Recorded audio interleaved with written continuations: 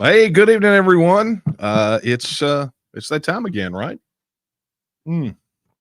It is time for late night coffee talk, and I got to tell you, you guys have sent in a flood of questions, and I'm just going to go ahead and give you the disclaimer now. I don't know that I'm going to be able to get to them all tonight, but I'm going to try to hit as many as I possibly can. So that is my promise.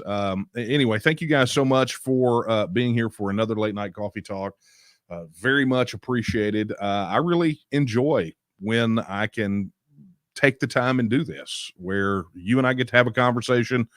You guys get to bombard me with questions. Let me know what's on your mind. And then, I get to address those things, time permitting, of course. But yeah, so anyway, for those of you that are joining us for the first time or do not know the drill, I'm Daniel Miller, president of the Texas Nationalist Movement, and this is Late Night Coffee Talk. This is the time when I take a break from what I'm doing. I pour yet another cup of coffee, right? And fire up the camera and the microphone and have a conversation with you. And I'm very glad that you have tuned in tonight. It's funny. Side note, rabbit trail. Isn't it funny that even with streaming, we still call it tune in? I think it's funny. It's just, I guess an anachronism, something that's, it just seems weird, but I don't know that there's another good term. I'm glad you could join the stream, maybe. Okay. Anyway, just, for those of you who don't know the drill, here's what you got to do. If you're watching on YouTube, be sure to like and subscribe and share. Make sure you hit that notification bell so you get notified every time we go live or post a new video. If you're watching on Facebook, be sure to like and comment, and be sure to follow the page, right? And of course, share this live stream. And then for those of you on X, welcome. I got to tell you, the viewers on X have been outperforming viewers on YouTube, which has been kind of an interesting thing that's happened over the last several of these, now that we can directly stream to X, and, they've got all that stuff worked out. And of course, across all three, if you comment, leave a question in the comments. And on YouTube, be sure to leave it in the chat. And Facebook, if you leave it in the comments, it shows up over here. Kara's right that direction, going through, monitoring the chat, and she's flagging questions. And so between that and what you guys have emailed in, we have got plenty tonight. By the way, if you would like to get your question in, be sure to drop it or via email. Be sure to send it over to coffeetalk@thetnm.org. It'll actually be down here very soon. It's scrolling. Be scrolling the whole time, so be sure to do that. All right, let's tell you what. Let's tear into it. Man, we have got a wad. Let's see. Let's see. Man, so many. Let's go to email, because we have gotten a ton of these things via email. So let's tell you what. Right out of the gate, right? So Rick says, and just so you know, for those of you that are getting ready to have the biggest belly laugh of your life at my expense, I'm ready for you tonight. I'm ready. Okay. This is Rick's question. Hi, Dan. What will happen to my Social Security payments if Texit happens? I imagine it will be up to the whims of Washington to decide. Is there any contingency plans in place for an independent Texas to take over that obligation and support retired seniors? Well, let me, as I said, I was prepared tonight. I just turned 65. If Texas gets its independence, what's going to happen to my Social Security? This is one of the most asked questions having to do with Texas, and it's one of the most important. Before looking at how Texas should handle this issue, let's take a look at the Social Security system as it is now in the United States. Social Security is a government program that workers have been paying into for most of their working lives. Most people rightly count on this program as part of their retirement planning. This program is an obligation of the federal government to those who paid into the system, and therefore should be met without question. As it is now, Social Security recipients can move to a foreign country and still continue to collect their benefits, so it shouldn't be a problem for Texans to continue to receive their benefits.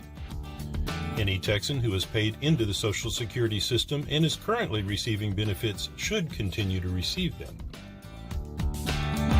But what about younger Texans still paying into Social Security? Like many aspects of a process for independence, there will be negotiations on how things will be handled. There are several things that need to be considered.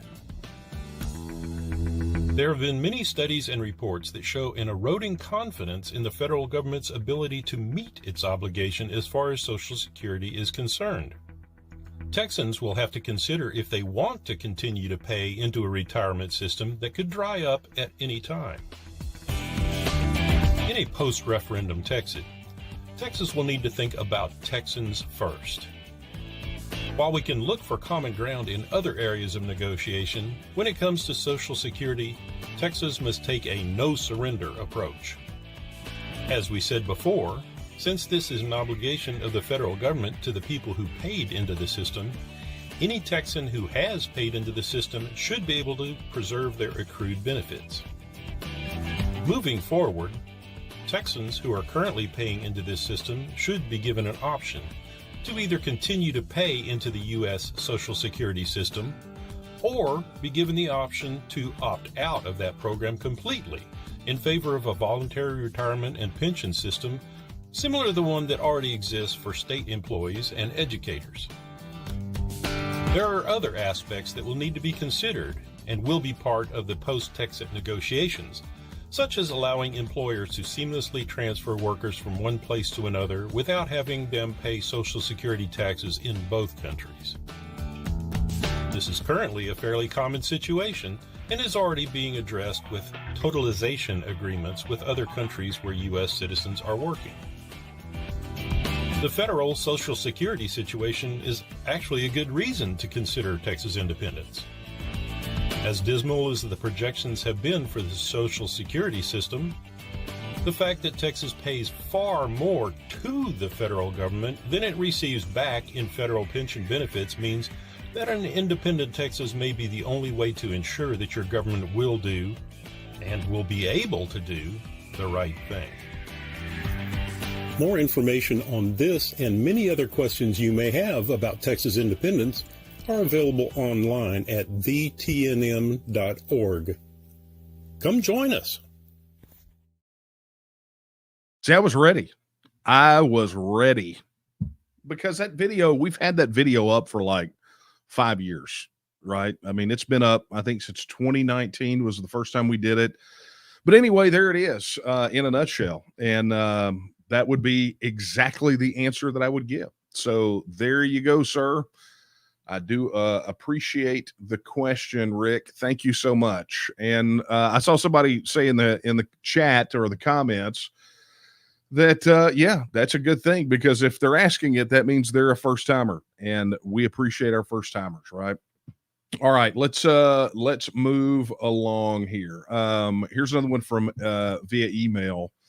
Marty says, I know I've been told that I always like to put the cart before the horse, but on this one, I'm not so sure, as everyone will be hit with the U.S. dollar crash when it happens. I'm wondering how many state delegates are actually preparing and asking questions. I understand that we do have a depository here, but that doesn't explain what Texans are going to use when things go pear-shaped. And that concerns me greatly. Perhaps you have some insight into this dilemma we all face. Absolutely. Look, getting the gold depository was an initial step, but there are things that are in the works legislatively to effectively move that closer to a currency, something that could be used in the time. But look, I think all of us share the concern about the financial and economic situation with the United States, and particularly the inflation of the monetary supply, fractional reserve banking. I mean, you can go through the whole list, but the point here is that we have to take steps now. And this goes into some of the stuff I'll be talking about at the Texas Blueprint this weekend. As a matter of fact, let me flash that up there. I'll actually be in Lufkin at the Fairview Baptist Church, and we'll be holding the Texas Blueprint seminar where I'm going to talk all day, laying out the Texas process. But one of the things that I deal with right out of the gate is helping people understand what Texas is. And a lot of people think that Texas is the act of separation, right? And that's not the case at all. I used to have, oh, you know what? I still have it here. Boom. Look at that. I was ready for everybody, apparently. But, you know, it basically, the Texas is the process, right? So to get us from where we are, the status quo, to being politically, culturally, and economically independent and self-governing, right? It's that arrow in the middle. Man, I wish I could draw a circle on this thing really badly right now. Feel like I need a whiteboard. But anyway, Texas is that thing in the middle. So all of these things are part of the Texas process. Okay. And so, you know, as we're moving through this process, understand that we take things, you know, there are a lot of people who think, well, you know, we have to have this before we can Texas. Well, no, that's actually part of the Texas process, just like the referendum is part of the Texas process. And whether we do some of these things beforehand or after that referendum is kind of irrelevant, right? Because our job right now is this side of the referendum to continue to close the gap between where we are and being politically, culturally, and economically independent, right? So closing that gap. So the currency issue is one of those things. And you know, look, I'm with you, Marty. I think everyone should have a bit of a sense of urgency. Instead, you know, what we see is a lot of people going around latching onto the outrage of the day, or just standing there with their mouth hung open like a clock half struck, right? When you have to realize that if we want this process to accelerate, and we believe that there is a sort of a D-Day, a date of doom or a date of destiny, whatever it is, looming on the horizon, then we absolutely should be working ourselves to the bone to get as prepared as possible. But I say that because, you know, I have to put this in here because invariably I will get an email or hear from somebody to say, we can't leave until we do X. Okay. And, you know, fill in the blank, whatever that is, you know, whether it's a currency or whatever it is. And I'm here to tell you that that's absolute and utter garbage. There are people out there who say, well, I won't support it until we have these things in place. Well, by the time we have those things in place, whether you support it or not will be completely irrelevant because it will practically be done at that point. Right. So, you know, no big loss for us. But the point here is that it's important. Really, the point that I want everybody to understand is it's important to note that these key things are part of the process, and that there is a sense of urgency to get these things done. That it's not necessary for us to do them before the referendum, but you know, any way we can close those gaps helps. But they certainly will be done after the referendum. And if you think that the collapse is coming before the referendum, then it's important now. I mean, I've said it before, then you should be fighting like the third monkey on the ramp to Noah's Ark and the rain has started, right? You should be busting your butt to try to get the Texas referendum done because that legitimizes our independence. And it's something that we got to do. So, that is a really good question, Marty, and I really do appreciate it. All right, let's do this. Let's take one out of the chat. I got to try to be equitable here because if I take too many from the from email, I'll hear it from the chatters and vice versa. Ooh, man, there's a big bundle over here. Okay, let's take this one here. Wayne says, "Hey, Wayne. What will be our share of the U.S. military armament?" Now, that is an interesting question. Because I will tell you what the sort of the international principle is. Actually, here's what I'm going to do. I'm going to take that away, and I am oddly enough ready for this one too. I'm going to let a video from Newsweek magazine, Newsweek magazine, actually answer the question for me. And it's really about NASA, but it makes a point.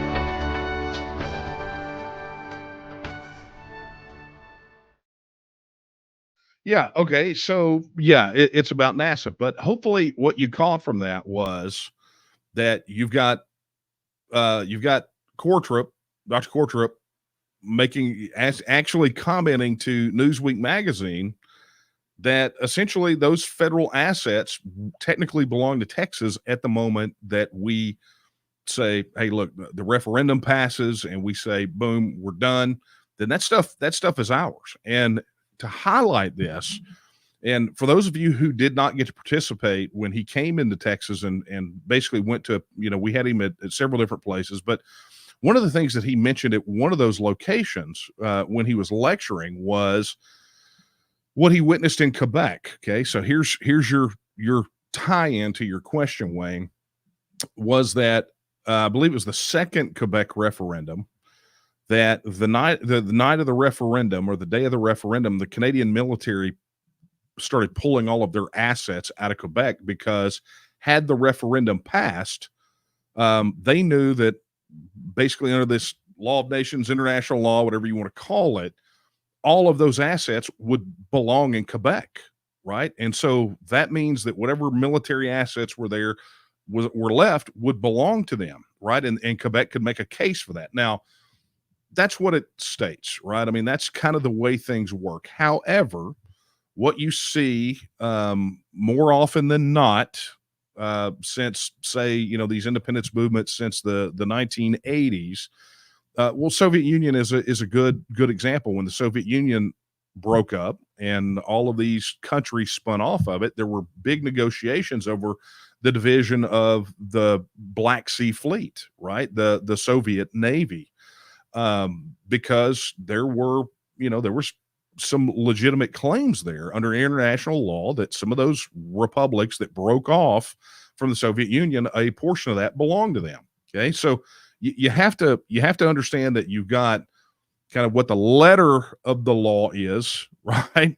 Or the principle. I mean, I don't want to say the letter of the law, but sort of the predominant principle when it comes to these splits and nation states and things like that. And then you have the practical aspect of it. So I did see that there had been some questions that came in via email along these similar lines about military bases, about federal buildings, things of that nature, and it all applies. Okay, so likely what will happen is that will be a part of the negotiation. Now, the other part of this too is it ties into the conversation about the federal debt. And just to be clear on that, here is the aforementioned Dr. Kortrup on that same subject.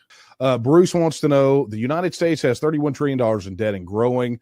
When Texas becomes independent, would Texans be responsible for any of that debt? Bruce, good to hear from you. The very short answer is no. I should probably say a few things about this. In international law, there is no obligation for a new state to honor the debt of the previous parent state. When the First time that was a question was when Belgium in 1830 seceded from the Netherlands. The Dutch said, we want part of you to pay part of the debt, and the Belgians just flatly refused that. So the legal position is that you don't have to pay any share of the debt. If you Google my name and the newspaper The Sun, you will see that I got quite a lot of stick for saying that Scotland could become independent and send the bill to the then finance minister of the United Kingdom.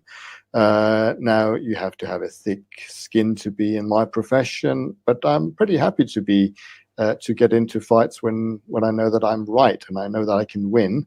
And in this particular case, Scotland could become independent and just walk away from the debt. After Ireland became independent, Ireland was willing to pay the princely sum of £1 to the United Kingdom. Because the argument was that why should they pay the debt that had been accumulated as a result of Britain buying weapons to suppress the Irish. Now, that's one of you, if you want to be sort of political about it. There was an attempt in the early 1980s to draw up an international treaty that forced countries that became independent to pay their share of the debt. That was not ratified by a sufficient number of countries and therefore has become redundant, is no longer international law. So a country does not have to pay its share of the debt. They can decide willingly to do so. Ukraine refused to pay part of the Soviet debt, and Ukraine started in a pretty precarious position, and then they weren't able to borrow money from international banks, and then started actually paying some of its share of the Soviet debt. I'm saying that because I want you to know that the world out there is not particularly simple.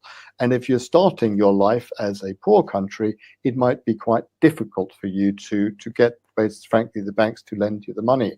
However, if you are the 10th largest economy in the world, as I think Texas would probably be, or 11th, that would probably not be one of your problems. So if you are in a good position, and if you are, Bruce, I don't know if you're from Texas or where you're from, but if you are from Texas and you think that is a particular issue, I think you shouldn't be too concerned about that.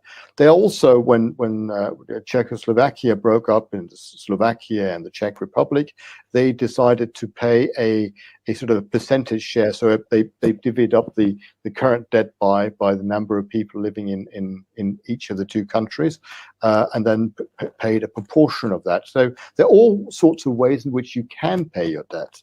I'll just come back to the very simple point, which is the legal point. Do you have to pay a share of the debt?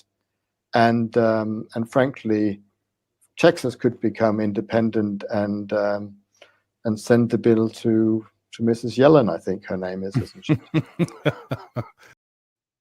All right. So there you have it. So all of these issues are really intertwined, right? And I'm not going to tie into it much more, but I think you get the point here. Is you have these things, you have these things which may be obligations, right?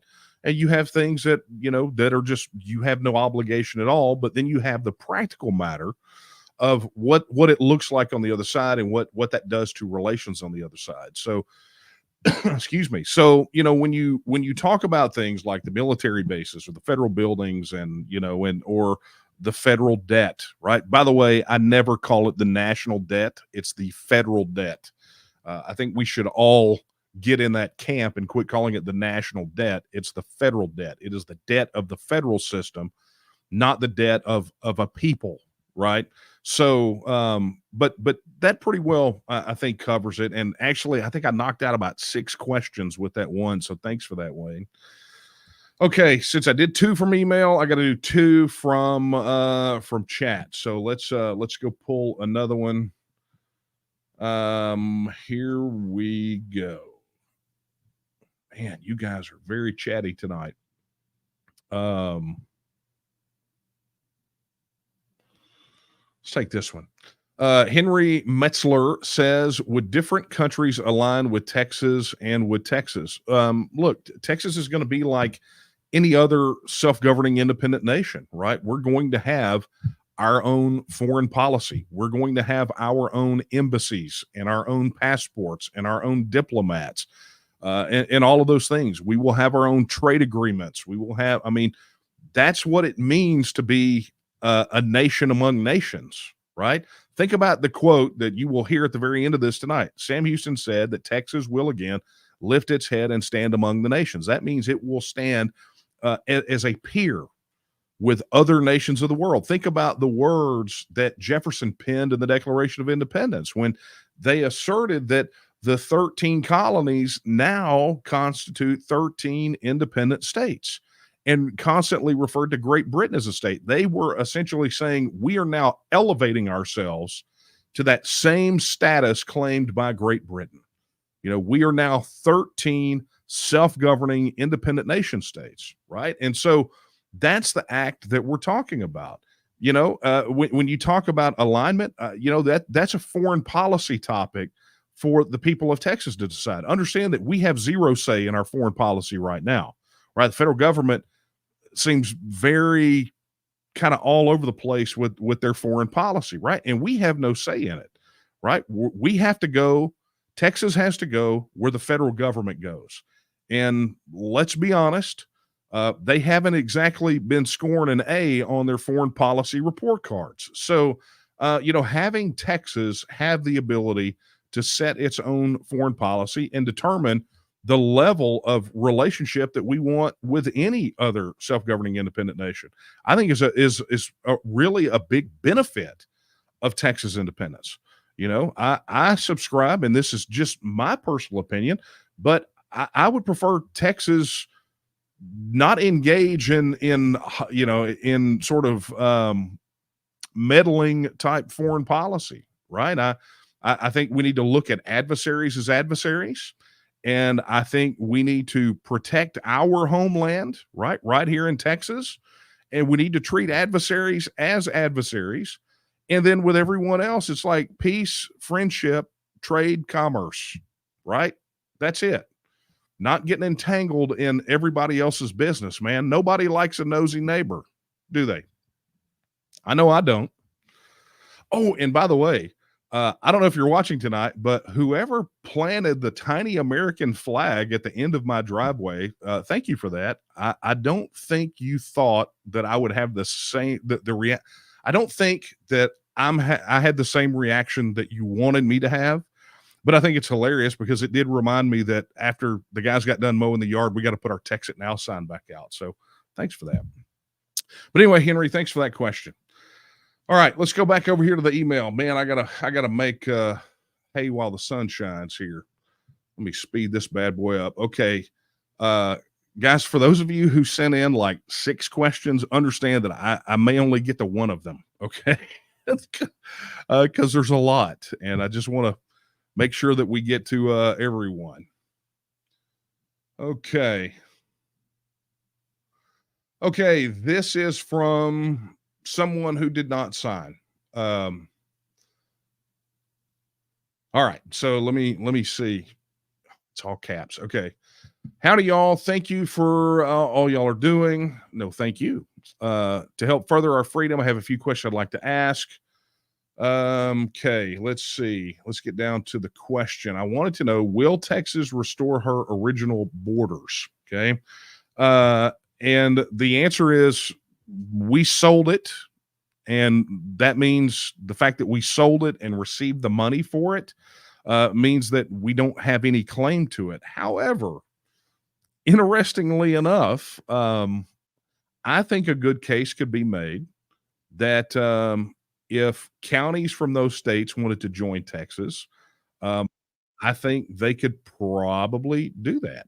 I think the case could be made. I'm not trying to kick over an anthill here, but I'm saying that I think a case could be made, politically speaking, much like you're seeing, you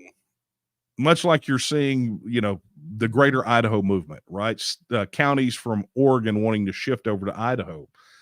If that sort of thing becomes very prevalent, then, you know, shifting from one state in the union to the other, then you might see shifting from a state in the union to a self-governing independent Texas.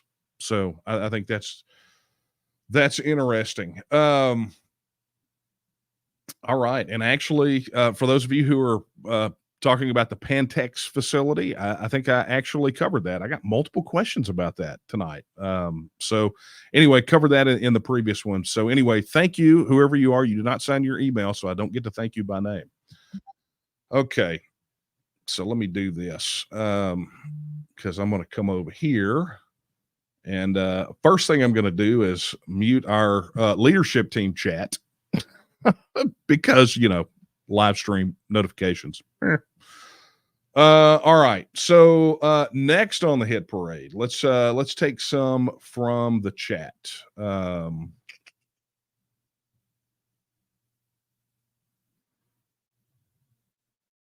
Yeah, that's funny. That I got the Pantex question like multiple times. Okay. Wow. Lots here. Let me take this one real quick. Jason Fry, here's a question. What's the second best Texit book behind the Texit book? I don't even know if mine's the best, right? I mean, I don't know. I haven't read them all, so I can't tell you which one is the best. But I know that question is tongue-in-cheek because, guys, if you don't know Jason has been a contributing writer to the TNM News. Previously was the editor over at Texan Partisan. Written some phenomenal work. As a matter of fact, he is a knife maker and makes some phenomenal knives. Well, he wrote a book on national divorce, and it released, I guess it was this last week. I got it on Kindle because I didn't have the print copies yet, but I think I'm getting the print copy. So I'm definitely, I've started reading it. Matter of fact, I included that fact in the newsletter that's getting ready to go out. By the way, exclusively to members. So those of you that have been waiting for the President newsletter, you're about to start getting it. And one of the things in there I'm going to cover is as I can. Some of the stuff that I'm reading at the moment that's sort of informing some of this discussion. So anyway, guys, Jason, congratulations on the publication of your book. And look, I see in chat too, I see Terry Halsey over there who has written a book as well. I believe it's right off the top of my head, Field Guide to Secession, which is a great book as well. So guys, we got a lot of pro-Texas independence information out there. I mean, not just the books, right? And not just from us. We launched a ton of courses on the TNM Academy, which, by the way, if you are a registered supporter, you have a login to the website. You go to TNM Social, you'll find the TNM Academy. We got courses on there about how Texit is not secession, fundamentals, dealing with fundamentals of the TNM and Texas nationalism and everything else. You guys have got to go check it out. Anyway, Jason, thanks for writing that. And again, congratulations. All right, back to the email. Man, you guys, you are on it tonight. That is so awesome. Okay. I got a question in that's not a question that says, have no idea how to get on YouTube and frankly don't want to be on YouTube. So that means that all of those I don't have to answer. Okay. Here's a good one. Adrian asks, won't big gov loving Texans and other imports along with Texas destructive status school system defeat Texas? They will not defeat Texas. And I appreciate the question because look, we hear that a lot, and I thought I was going to be ready for every one of those base questions tonight. I should have uploaded the video about electile dysfunction, what we call the bad politicians, because this is something that we hear a lot is how can we Texas if we have a bad government here? It's like, well, if I have a choice between a turd in my cereal bowl or no turd in my cereal bowl, I'll take that, even if the cereal is grape nuts. You know what I'm saying? So that probably should go in a coffee mug. Anyway, the point here is that, you're going to have those people, but it's our responsibility to go out there and make this happen. We know from the poll numbers, at least on the day, we would win a referendum. But it's not just about winning the referendum. And I think this is where a lot of people get confused on this issue. right? This is not just about winning the referendum. The other side of that referendum is winning the independence, right? How many times have we seen the will of the people stymied? I mean, it happens, right? I mean, it happens. We watched it in the drag out for Brexit. I mean, they just dug in. The bureaucrats dug in, and the Ramoners dug in with their fingernails, and just they didn't want to be ripped out. They did not want that to happen. And so they stymied the Brexit process every single step of the way. Well, here's the good news for us. That signals to us what the playbook is. And it's incumbent upon us, as we have planned it, to cut those legs out from under them, to deny them the ability to stymie us. And it's something I wish I could go into it, but I can't give the whole Texas blueprint thing tonight on Late Night Coffee Talk. But understand that there is a very deliberate reason that we are pushing for the process as we're pushing for it. And understand that one of those outcomes deals specifically with what you have asked here, right? I mean, that it deals specifically with that. The process addresses this down to the timetable for the vote. And that's why when people come in and they like the Monday morning quarterback or backseat drive, whatever you want to call it, and go, oh, we need to really, we need to change this process up some. And it's like, no, you don't understand, because if you do that, you leave an opening for the opposition to put a dagger in your heart. Why in the world would you do that?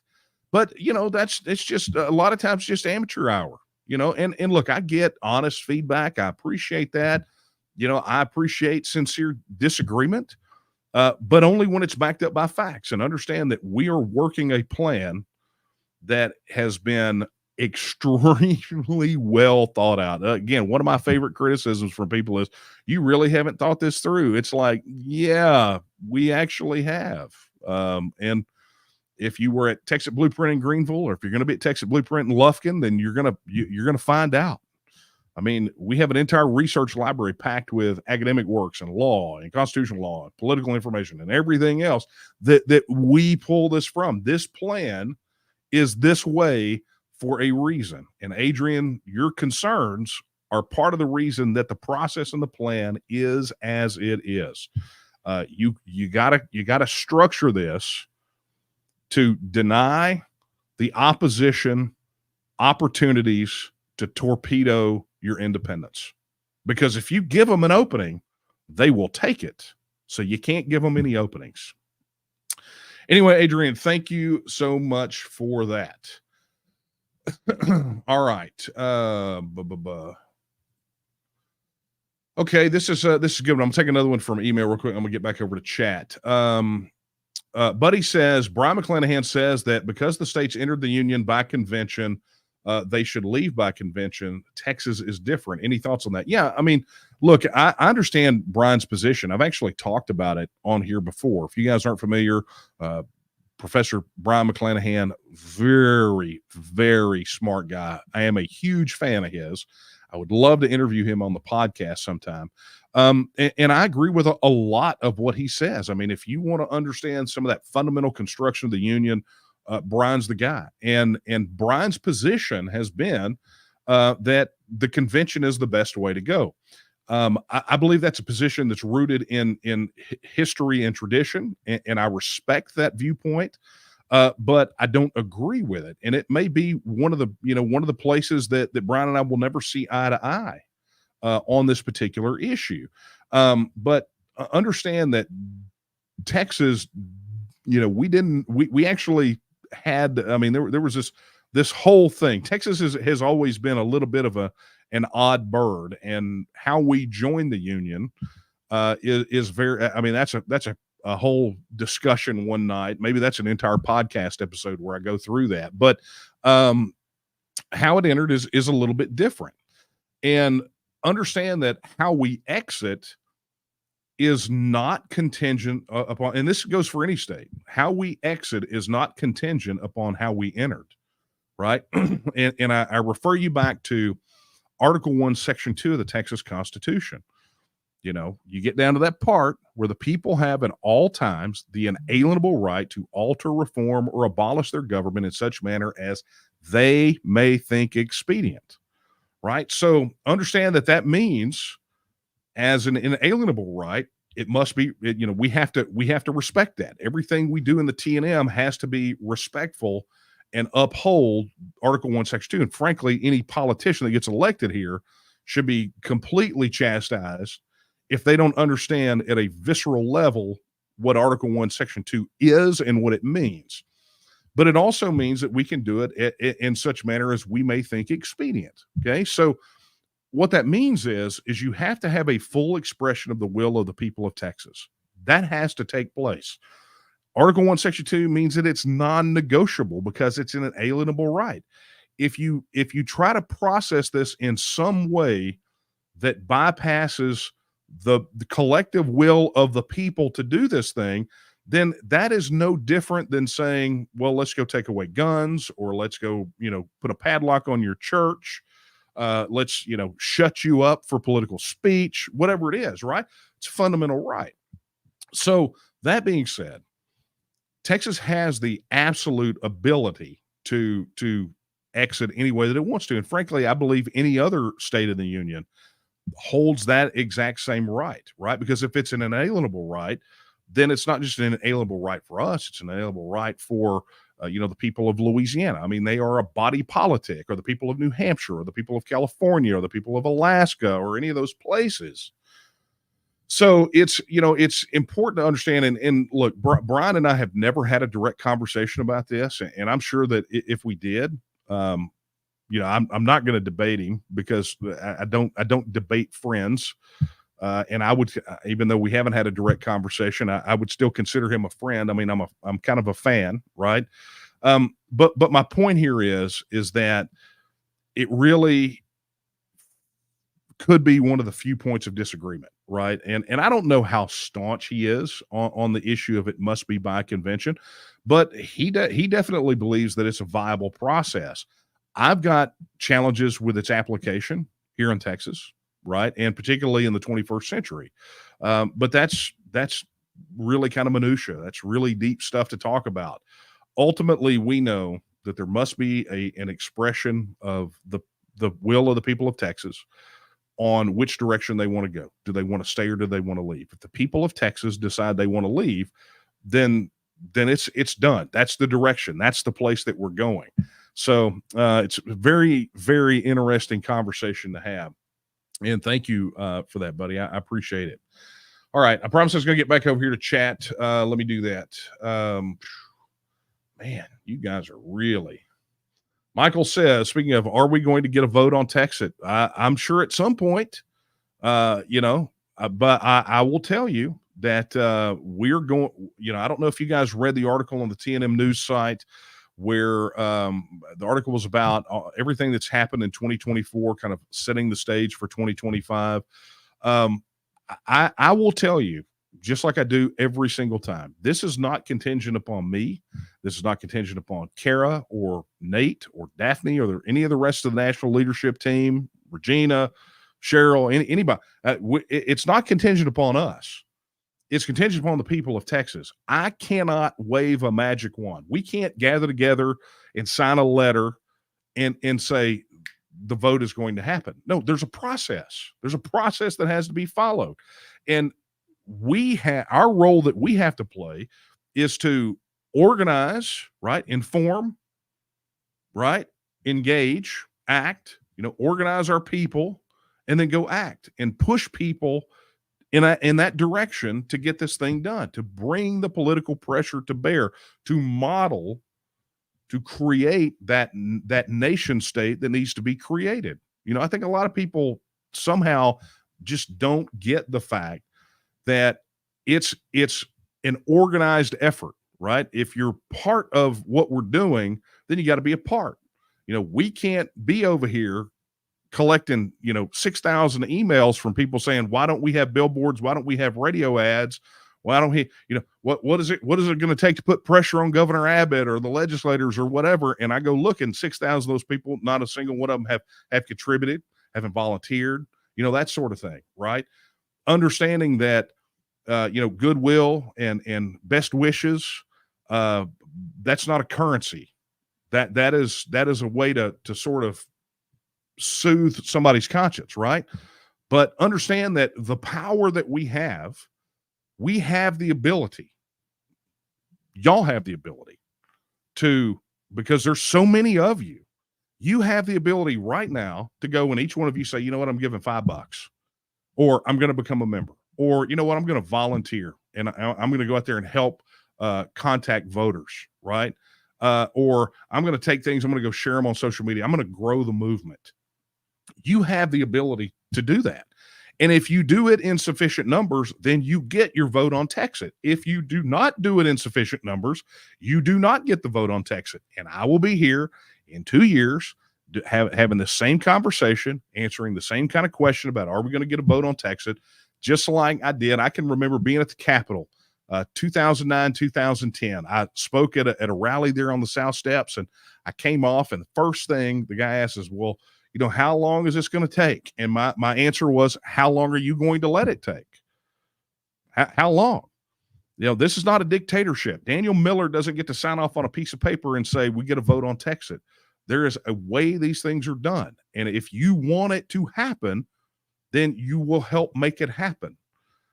If, you know, and that's the bottom line. And Michael, I appreciate the question because, you know, I know this isn't about, and understand what I'm saying is not about you, Michael. It's just my opportunity to speak to those people out there who are asking this same question or who are frustrated with how long it's taking. Well, it's not taking long because we're not working. I mean, you know, if you look collectively at the leadership and the volunteers that are working, I mean, we had Mike Jackson. I don't know if you guys saw that article on the TNM news site. I mean, he hit a milestone.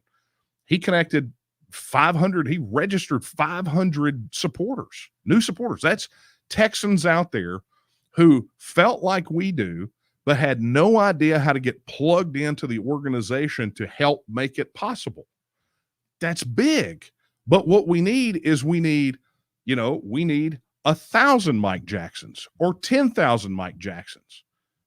You know, when I got on TNM social today and I saw there was, you know, I don't know if you guys noticed that we have missions. And so when you donate to the organization, you earn that mission, you earn an achievement and you get celebrated on TNM social. And I go in, I see, you know, a string of several of them. And Chris Milton, don't know, he's our deputy director of organizational development. He's like, hey, he said, let's fill the feed. I said, I'm in. And I went over and I made an $18.36 contribution to the organization on top of the memberships that I have and the regular monthly contribution. I thought, you know what, game on, buddy, let's do it. Right. I'm in. Let's make it happen. So, you know, that's the kind of thing we got to do. We got to be ready. If it is as urgent as everyone believes it is, and from the emails I'm seeing about, you know, and some of these chat messages about November and the election coming up and everything else, guys, it's got to be urgent, right? If you feel that sense of urgency, then you got to do something about it. I mean, it's, you know, I'm not going to go back to that analogy that I put in that one article on the TNM news site, but, you know, I mean, if the house is on fire, then don't you want to get out of the house? Because if you're still sitting on the couch and the place is enclosed in flames, my only belief, the only conclusion I can come to is you want to be a roasted hot dog, right? You want to be barbecued. So that's kind of where I'm at. You know, that's where it is. And so, Michael, yes, we're going to get a vote on Texit. That time frame looks really good for us with a new cluster of brand new Texas First Pledge signers that are most assuredly going to go into the Texas legislature and raise their right hand and get sworn in and represent each and every one of you on this particular issue. You know, the bill is going to get filed, but it's going to be up to us and to you and to everybody out there to put pressure on these legislators to get it across the finish line. And look, November may be super helpful for us. That November election, probably no matter how it goes, is probably going to be extraordinarily helpful for convincing people that they are sitting on the couch in a burning house, right? But I'm telling you, and I want to be super clear about this. I'm telling you, the time to make preparations to get the Texit vote and to get it across the finish line, it's not November. It's not January. It's right now.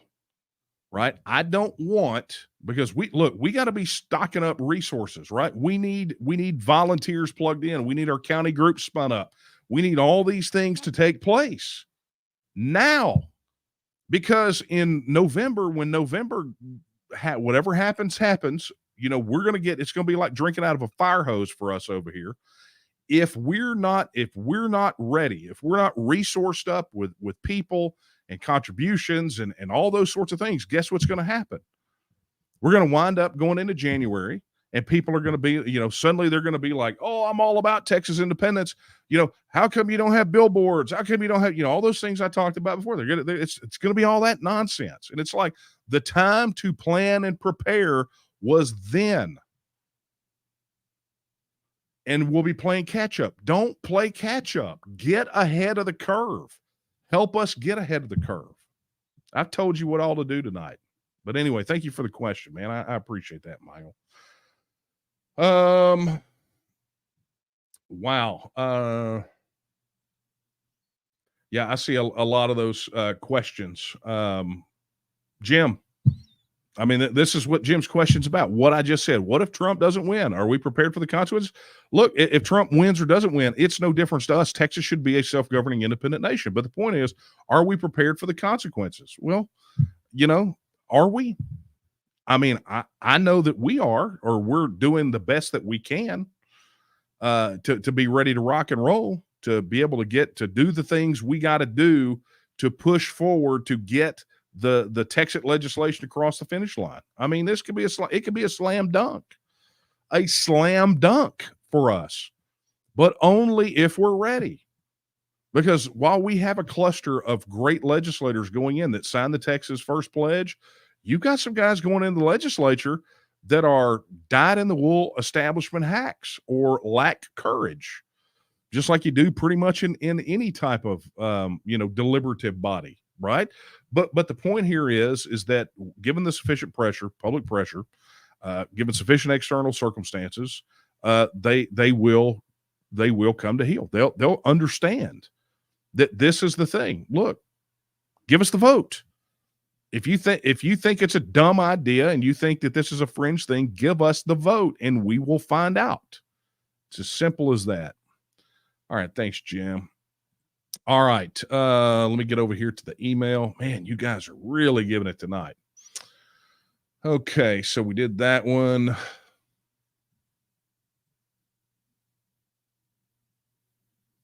Oh, I actually covered this. But I'll say hello too. So hello, James. Thank you for your question. And third generation Texan, your wife's fourth generation. Oddly enough, I answered your question, but I think it's quite interesting. Okay. Let's see. We covered that one. Terry wants to know what is the Texas book on the lower shelf behind me? That one, that's actually Newsweek magazine. That's when we made the cover earlier this year. So yeah, I think that Daphne has copies of it that I autographed that they're doing for a fundraiser. I don't know any details about that, but I seem to remember signing a bunch of copies with a Sharpie. Okay, Jackie. Jackie says, is there going to be another convention like last year? Yes. My understanding is that TexitCon is going to happen. Because we are going into a legislative session, it probably will be scaled down some. But we will have TexitCon is a thing, and it will be coming back. So, okay. Okay, this is a fun one. Oh man, I wish I'd have gotten to this one much earlier.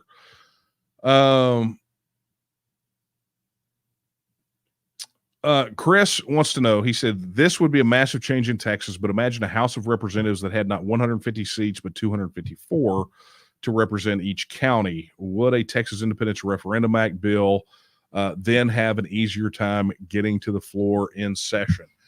I will tell you this. I think that there are a lot of really interesting questions about the structure of Texas government that we can have post referendum. I think that there are some. Now, granted, if it was like that, I mean, it might, but the House of Representatives, Texas, we don't. In my mind, we have a bicameral system, but not a true Senate. Okay, in the sense that the Senate as an upper chamber doesn't represent entities, right? It represents just a larger collection of people, and so I understand why that is. But I think there are some constitutional mechanisms that exist out there, short of shuffling the 150 and 31, that would make things a lot more representative. To be honest with you, I think one of the proposals that I saw, Dwayne Stovall was out there pushing. I think Tom Glass, perhaps. Don't crucify me if I'm wrong on that, Tom. But I seem to remember even a discussion about it in maybe the Republican Party platform, where they are wanting to push that constitutional amendments and statewide elections are not chosen by first past the post, but actually chosen by an adequate representation of Texas. And so, like, I think Stovall's proposal for the Constitution was that it had to pass by a majority or a certain percentage of the counties. And I think there's been some discussion about almost an electoral college type system for statewide elected offices, so that you basically don't have the situation we have now, which is 72% of Texas voters are in about 30 to 32 counties. And so you get a lot of counties, a lot of rural populations out there that get left out of the equation. You basically have your elections decided in some of those handfuls. And so you have to sweep the non-urban areas if you intend to win at the statewide level. So I think those are interesting discussions, but I still fall back on the thing that there is no political will to make substantive constitutional changes in Texas this side of a Texas referendum. And the reason being is those don't excite people. You're going to explain to people why they need to have 254 reps instead of 150 reps. That's not on their radar. What's on their radar is border security, election integrity, federal overreach. All of these things have they can trace their headwaters right to that sewer in Washington, D.C. And so those are the things, right? So the upside is, on the other side of a Texas referendum, you get an opportunity to have substantial discussions about amending the Constitution or changing it up entirely. That's when people really have a motivation to address those things. So anyway, thank you for that. That was a good one. Oh man, I'm out of time. All right, let me do this then. Let me take one last shorty from I'll take this one. This is a short one. Stationed outside of Texas right now, do you think that encouraging a national divorce or independence in other states will be beneficial overall with Texas? And the answer to that is yes.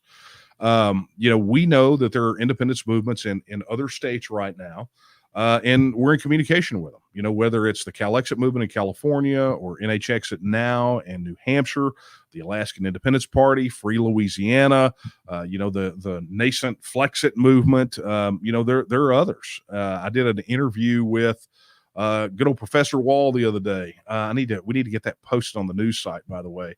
But I talk about some of this because a rising tide raises all ships. And when you're talking about independence and self-determination in the context of states in the United States, then that sort of discussion happening everywhere becomes more important, and it helps all of us out. So yeah, I mean, absolutely. I've made the contention when the Texas book came out initially, and I was making the media rounds, it was one of the things that I said, look, the message in this book is specifically for Texas, for Texans in Texas. But the principles and the information apply to every state. I believe that the conversation that we're having in Texas right now about our relationship with the federal government is a conversation that every single solitary state should be having. And that's just the way that it goes. And so, I applaud the success when of these other movements in these other states. The fact that they're jumping off and they're getting started and they're moving and grooving. I think they should. When you're sitting at poll numbers in about half of the states, that meant that if this went to a vote, it would more than likely, if a referendum went on the ballot, it would more than likely win. That says something. That says something about where this conversation is headed, and particularly where the federal government's headed. So, absolutely. And thank you so much for that question. And come home soon. It's going to be fun. Okay. Wow, man, you guys have a lot of great questions tonight, and I want to tell you how much I really, really do appreciate it. But that is unfortunately time, right? I try to be as concise as possible, not ramble on, but you guys have some great questions. I'm gonna take these. As a matter of fact, I don't know, Kara, I don't know if you can do this, but if you could take some of those questions out of the little question hopper and just paste them in a document somewhere. I'll add them to some of the email questions we didn't get to. And maybe what we'll do is we'll respond to some of them with articles on the website, which, look, I would encourage all of you guys to go to news.tnm.me. There is a ton of content over there. You may have noticed a spate of brand new articles. We are definitely on a big communications push right now to keep all of you as informed as we possibly can on what we're doing, and I really hope you appreciate it. All right. Before I wrap up, a little housekeeping, a reminder. I mentioned it once before, but if you're a first timer, if you've never been here before, or this is your, or if you came here tonight and you said, "Oh my God, I support Texas independence. I support Texas. I want to be a part of this." We'll go to tnm.me/vote and register your support. Right. That is your first foray. That's your first entry point into joining this movement, and registering your support costs you absolutely nothing, right? However, if you would like to become a member, we appreciate that as well. And additionally, look, we need it now more than ever. We got a lot of work to do. If you can make a contribution, we sure would appreciate it. Head over to donate.tnm.me and chip in. We need all the help we can get. There's a lot to do. Quick reminder, I know I talked about this already, but this Saturday I will be in Lufkin at the Fairview Baptist Church, where we'll be holding the Texit Blueprint Seminar. Registration's at 9 a.m. We'll be kicking off at 10 a.m. and it's a full day, right? Where you can, where I'm going to go through the entire Texit process. Literally, each section of this thing could be its own day, but we've got it condensed down to one day. But literally, you get to come watch the monkey perform, right? I'll be up there talking about all these things and going through it bit by bit. And we'd love to have you there. I know there are tickets still available, but the tickets do include lunch. So, man, that's a big Benny. I think they're doing barbecue lunch, right? So be sure to head over there, donate.tnm.me/blueprint. So, you get the tickets the same place you make contributions, and we would appreciate it. I hope to really see you there. I think it's going to be, the first one was phenomenal. I think this one's going to be great too. And also, if you're a registered supporter and you have not downloaded the mobile app, please go do that. tnm.me/app. We've got it for iOS and for Android, and it's how you connect to TNM Social. Plus, got some tools so you can share Texit with people when you're on the go. And it's just a must. It's one of the ways that we can communicate to you without being shadow banned or censored or things going into spam folders. This is the way that we can communicate with you, aside from the gatekeepers. And that's always a nice thing.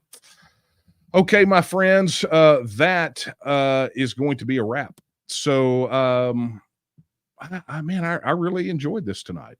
I'm not going to lie. I had a good time. You guys had some great questions, and we'll work on getting a way to get those. I think we'll take those and actually spin up some of them into articles for the website. You guys had some knockout questions.